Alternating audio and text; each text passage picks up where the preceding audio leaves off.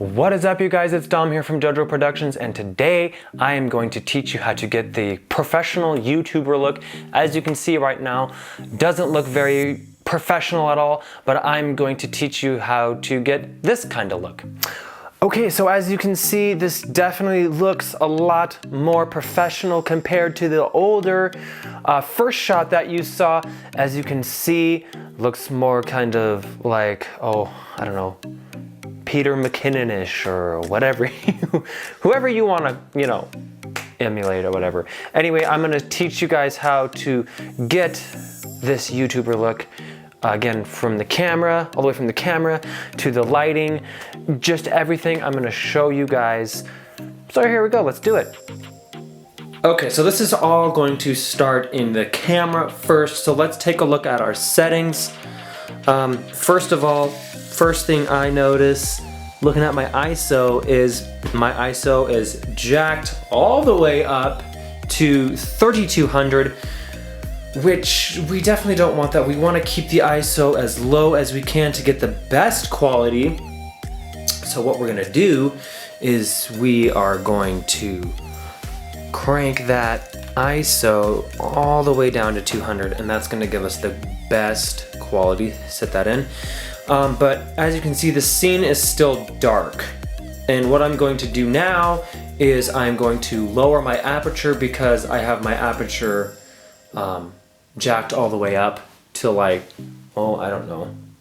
It says more like an f4. So what I'm going to do is I'm going to take that aperture ring and I'm just going to go like this. Oops.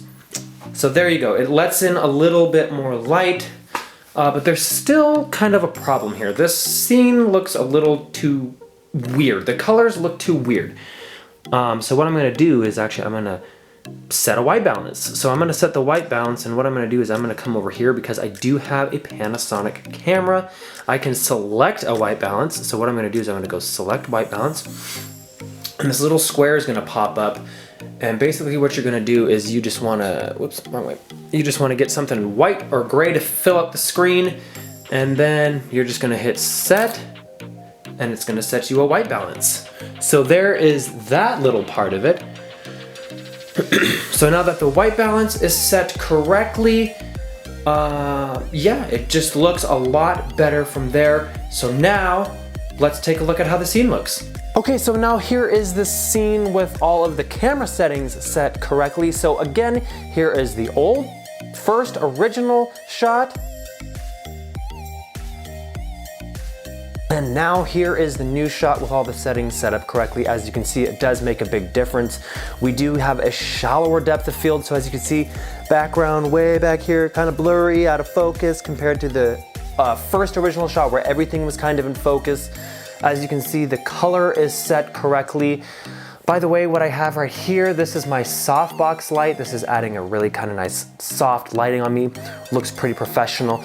But right now, the scene is kind of lacking something. It's lacking depth. As you can see, I'm kind of falling into the background, which is super dark. So I want to add some lighting to that. So let's get to the lighting part of it. So the first light that I'm going to add is a light that's actually behind me. It's going to add, it's just what we call a practical light. It's a light that's in the scene that you can see.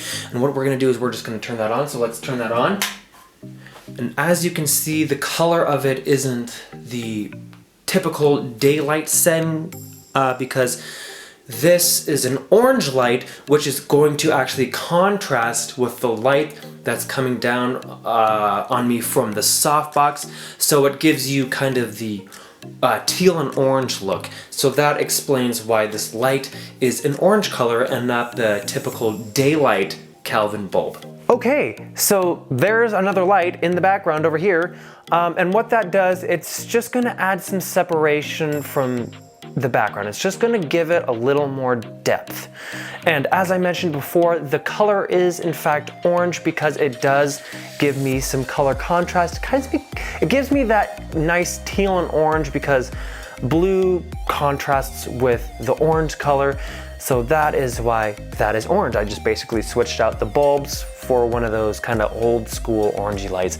And so far, I think it looks pretty good. Okay, so this side of me right here is still kind of lost in darkness, and so is kind of the background here.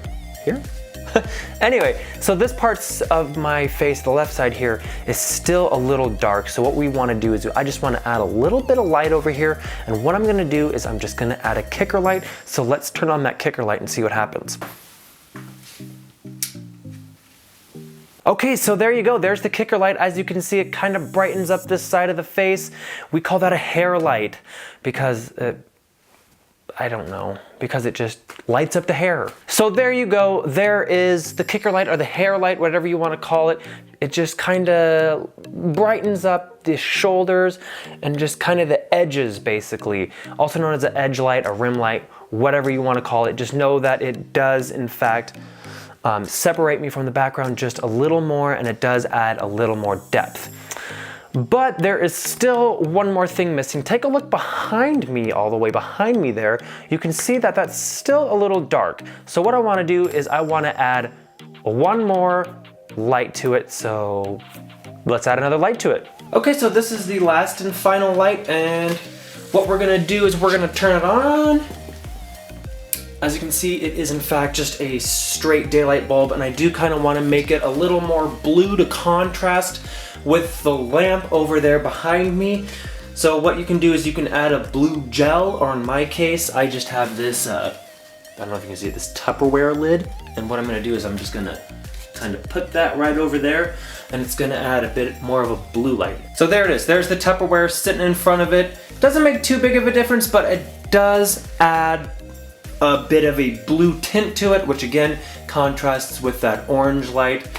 Okay, so there you go. That is how I did that. As you can see, it's pretty easy, and these pretty simple steps gave me this really super professional YouTuber look. And I know that there's a lot of you who are trying to go for that super professional YouTuber look.